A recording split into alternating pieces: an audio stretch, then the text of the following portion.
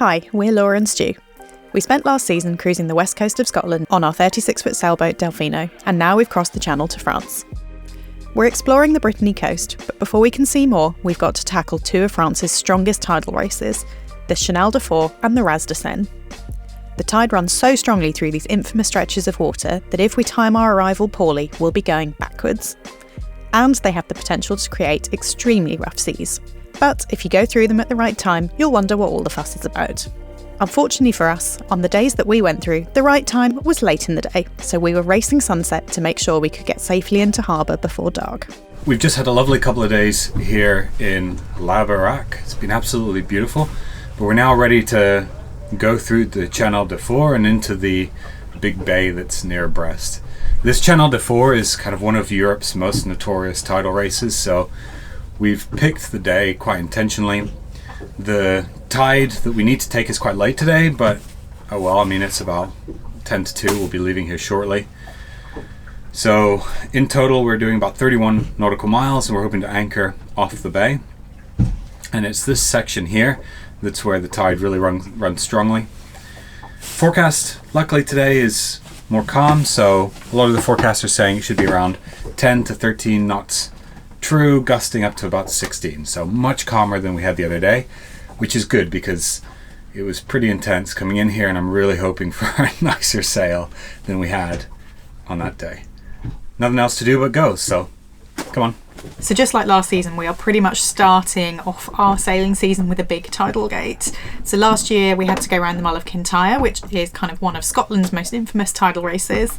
And now we seem to be doing the French equivalent. And most scarily for me, in both instances, we had quite long days to do, and we were concerned about getting into the places that we were going to spend the night before dark. We had a little bit more time before nightfall in Scotland than we do now. It's a little bit earlier in the year and we're less far north, so we have a bit less daylight. So we should be getting into the anchorage that we're planning to get to at about 9:30 tonight. And sunset is at 9 and twilight finishes at about 9:45, 9:50. So we're going to cut it really, really close for coming in the kind of pitch black. And I'm not sure if I have been in anywhere in the pitch black before, so it's going to be a bit of an experience for me. We're going to try not to dwell on that because I don't want to be anxious and I don't want to be seasick again. It's all going to be fine.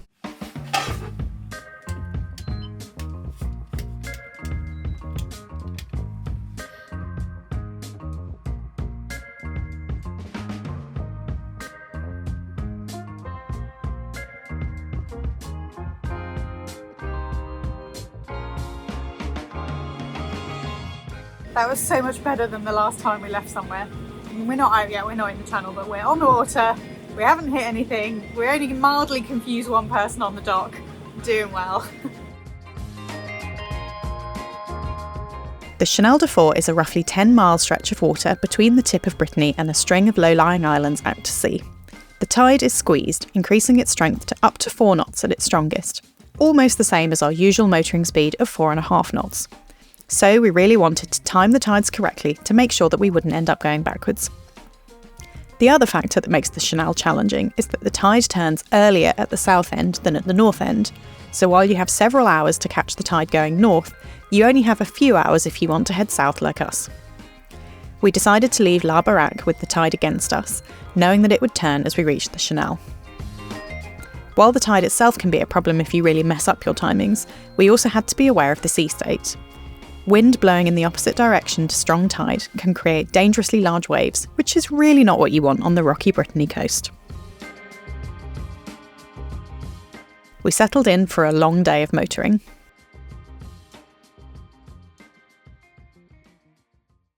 We've been motoring for about, 2 hours after leaving Camaret? 3 hours? It's like 5 o'clock now.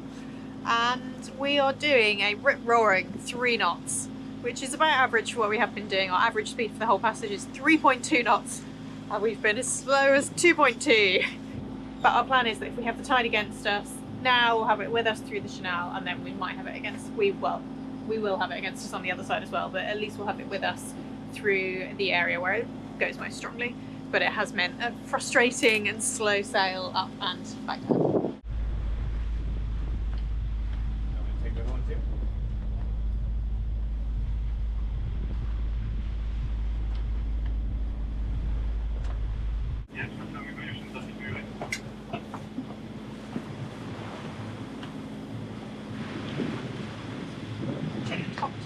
away meal. Yeah. Pretty good. You told me 5 years ago that I'd be easy to tell if I on the way into Chenal du Four. I'd be like, what's the Chenal du Four? You could probably also say, well, anything for a chocolate pie. For dessert, some French chocolate, and not just French, but Breton chocolate. And like everything we've bought in Brittany, accidentally, this has sarrasin in it, which is buckwheat. So this chocolate tastes like a galette, but it's pretty good.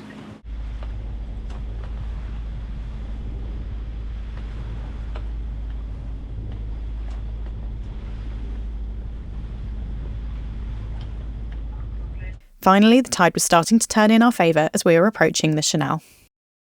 Finally starting to go a bit faster.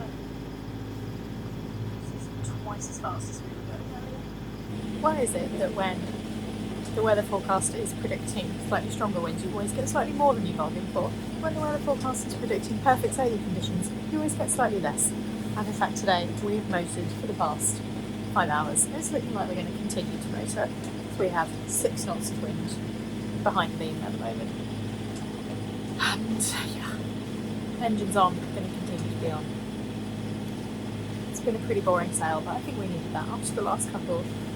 I was expecting more like cliffs and things on, and like more of a defined channel, but it's actually basically just like flat land, exactly the same as we've seen everywhere else.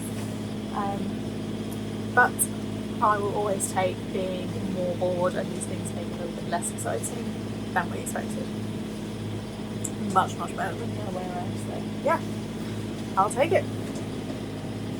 It is looking like we are not going to get in before dark though, so yeah, you win some, you lose some.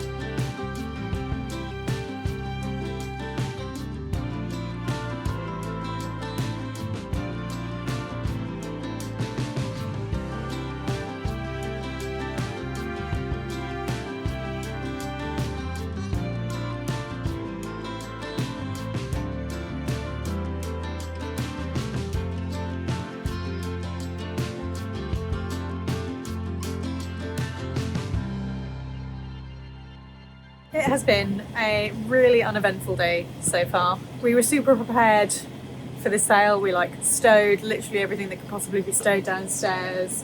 I took all my seasickness medication, we got all our warm clothes out, and we've just not needed any of it, which has been great and absolutely fine by us. So after all of the recent sails we've had, I'm pretty glad, to be honest, just have a kind of boring one. This is the first boat I've seen in like 5 hours. Yeah, it's been extremely relaxed. Yeah. We really needed it. I know that we're not sailing, we're just motoring, but today this is good for us. We'll also check these guys out towing each other. They're lifeboats? Yeah, I think they are. They are, yeah. That lifeboat that just went past is called Pourquoi pas, or Why Not in English, which is, I think, my favourite name for a lifeboat I've ever heard.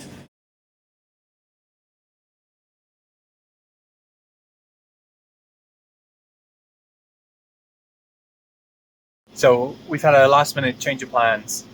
There's enough daylight to get across the bay here to a little town called Camaret-sur-Mer. So we're just going to take it. Yeah, we're going to take the opportunity. I think we're a little bit afraid of anchoring. You know, we obviously did a lot last season, but we're a bit rusty. Night's falling. The anchorage doesn't sound that great. There's lots of reports of rocks. So we've got enough daylight to get across the bay without hitting a crab pot. So we're going to take it.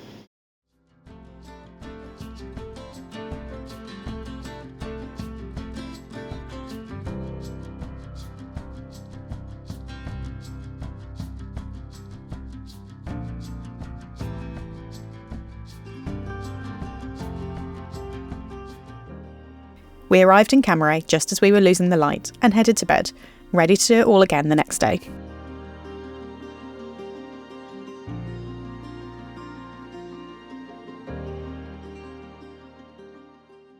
Bit of an unexpected stop in Camaret. We were going to anchor last night, but we chickened out. But it's market day, so we're going to go check out the market.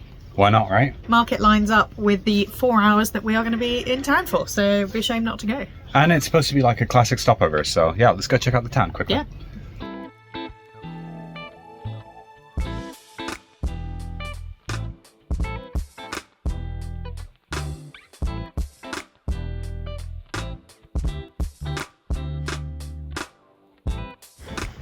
Have we mentioned how much we're loving Brittany so far? It's absolutely amazing. Yeah, it's pretty damn cool. It's really cool. I mean, look at this town, you know? Cool architecture. How would you describe it? Like, not quite Gothic. I guess just very Brittany. Very Britain.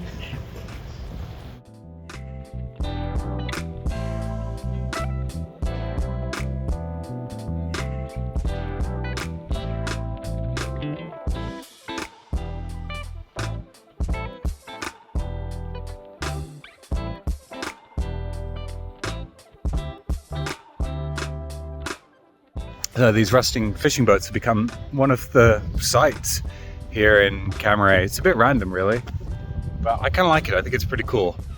Looks like they're made of wood, so maybe they're just a little bit obsolete these days.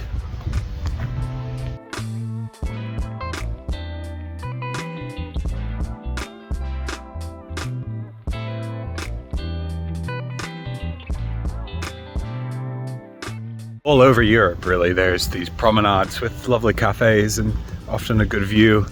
You can get baked goods and coffees and sandwiches, and I absolutely love them. I grew up with this cafe culture, you know. I was brought up in Malta, really, in the Med. Quite lucky. And this is exactly the kind of thing I was hoping to find in our summer in Europe.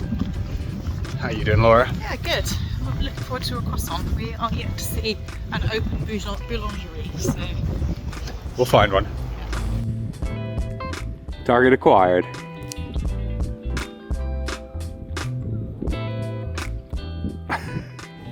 I'm gonna go for pain au chocolat.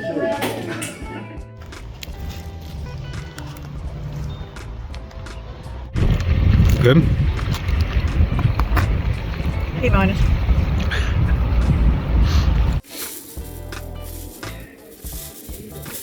They've got the enormous artichoke, smaller cousin here, the gross artichoke. You want to gross artichoke?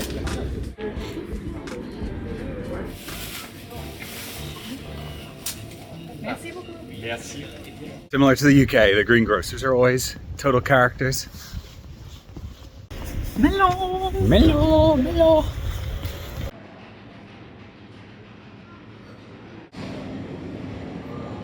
Enjoy all of the random things that you find in French supermarkets. Today's random thing, a blowtorch, because of course you need a blowtorch for your creme brulee.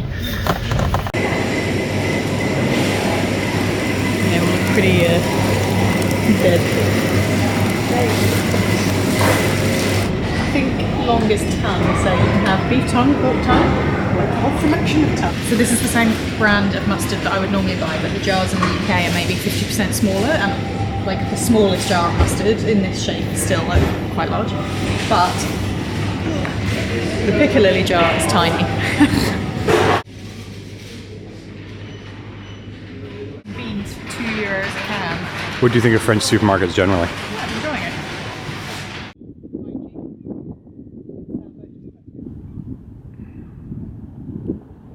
it. What's So that? that is the toilets and showers for the marina out here. You need a code to get in, which we don't have because they didn't give it to us because we're about to leave, but yeah, that's it. We've just spent one night here in... Wait, where are we? Camaret. We just spent one night here in Camaret. We arrived late last night after going through the Chenal du Four. We've decided today to continue on through the Raz de Seine, which is sort of the next big tidal gate that is off the western end of Brittany. I think we went into town today, did a little bit of shopping. The boulangerie was nice. The market was quite small. I think it's a nice town. I wouldn't say it's as nice as the guidebook made out to be, but I think we preferred Le Baraque overall. For sure. But yeah, it was pretty good. Definitely enjoying Brittany still, very much so. But the conditions are good, so we're going to keep heading south. We were feeling quite cautious after our problems in Roscoff, so we used a line from our stern to the shore to act as a pivot point and help us turn the boat around. We got out of the marina without issue and started our journey towards the Raz de Seine. What do you think for sail strategy? I think everything, full canvas. Yeah. The wind is supposed to build Yeah. as the day goes on, so we might just need to reef. Should we do it? Yep. Let's do it.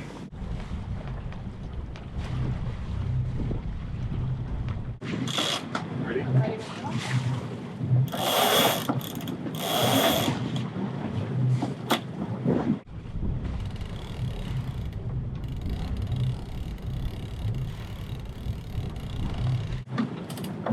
There. Yep.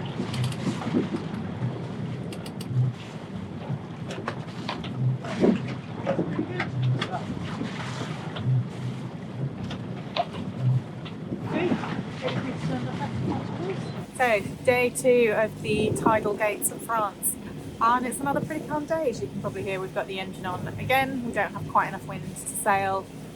We might have a little bit more wind later on today, but the wind for tomorrow and the day after look even worse, so we are continuing today. We have been enjoying the scenery so far. Although the town of Camaret wasn't my favourite, the scenery and the rocks around the bay here have been really, really lovely. They've been the first kind of cliffs that we've seen since we've been in France. Just, yeah, really beautiful.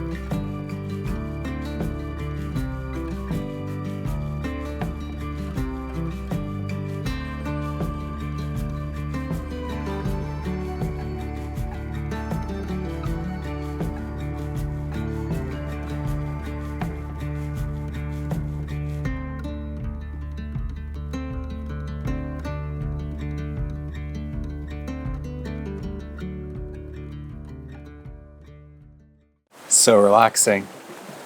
What an amazing sail. We really needed this. 5.5 knots. Directly where we need to be going.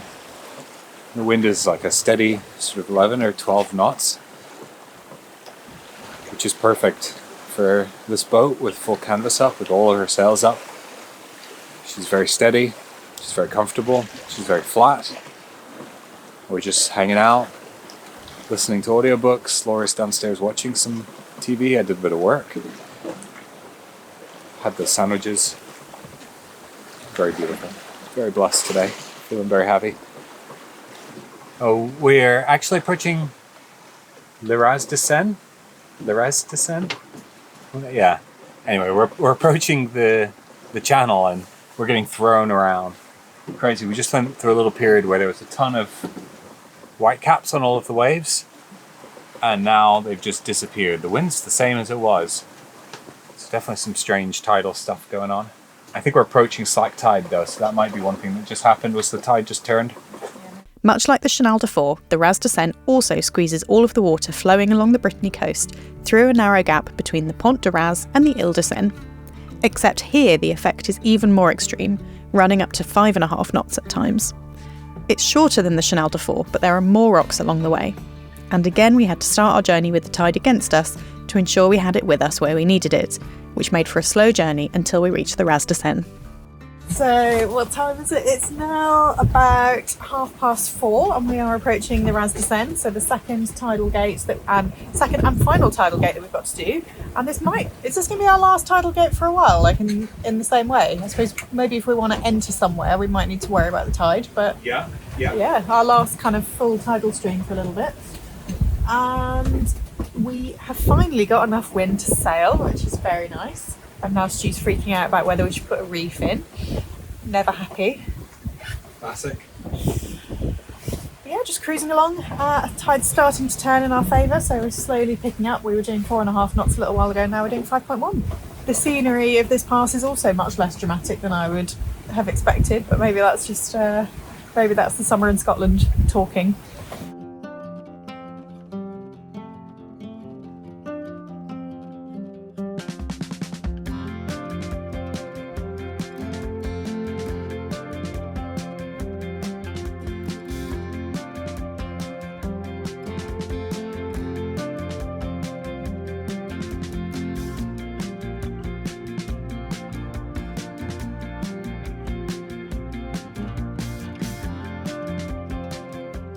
So we've just hit the waypoint at the point near the Ile de Seine, and yeah, now we're going to jibe, head west, and things will probably calm down a little bit for us.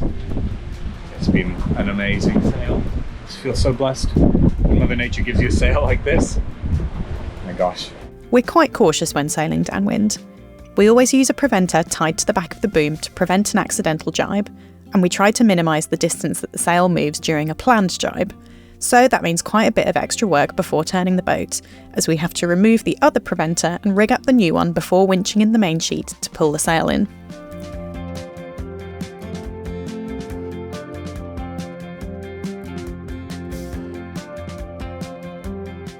The force of the wind moving across the back of the boat makes the boom slam across, and it's really not something we want to mess with. But once we'd finished, we could settle down and enjoy the Brittany coastline.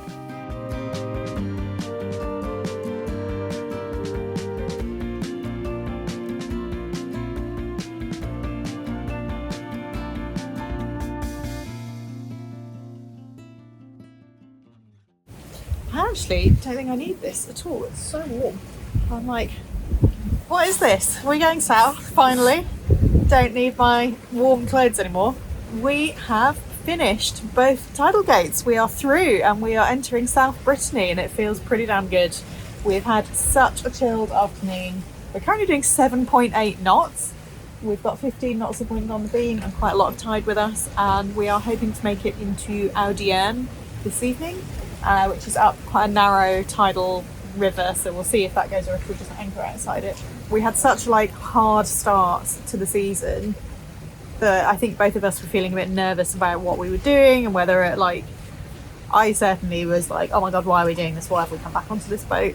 But the last 2 days of just sort of gentle cruising have been so nice. We've already seen some really, really lovely places in Brittany, and we may be going to another one this evening. And yeah, just everything's looking up. I don't think we could have constructed a better day to go through that tidal gate. It's just been perfect. A little stack of warm clothes that we haven't needed to use. What's this? Right, is this the end of our lovely sail? Yeah, we're here. Time to furl away the Genoa, the big forward sail. And I do that just by pulling on this furling line and releasing the big sheet, this version on that side. And that just wraps her up. Oh, some explanation. Probably 40 episodes in. Well, you know, some people might want to know. Yeah, my mum will be pleased. You're welcome, Mum. So we took the sails down and motored into Audierne. We were relieved to be through the big tidal gates, but we weren't quite done worrying about the tide just yet. Audierne is a mile up a tidal river with a difference of a few metres between high and low water. With help from the fast tide through the Raz, we'd managed to arrive in the river mouth with enough water for us to motor up and manoeuvre into a marina berth. Wow, this is so cool. I'm glad we came in here. This is really cool. Yeah, I think we're going to stay here a day. worth it too.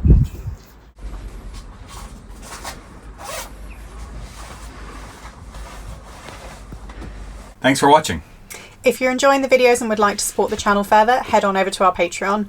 Any support over there would be greatly appreciated. You'll be ensuring that the videos can keep being made long into the future, and there's some extra behind the scenes, real-time update content waiting for you over there. We're going to be donating the first month of Patreon revenue to the RNLI. That's the Lifeboat Institute in the UK. They're responsible for saving lives at sea, and they're totally donation funded. So you know that part of that money will also go to a great source. And we'd really appreciate any support both for us and to the RNLI.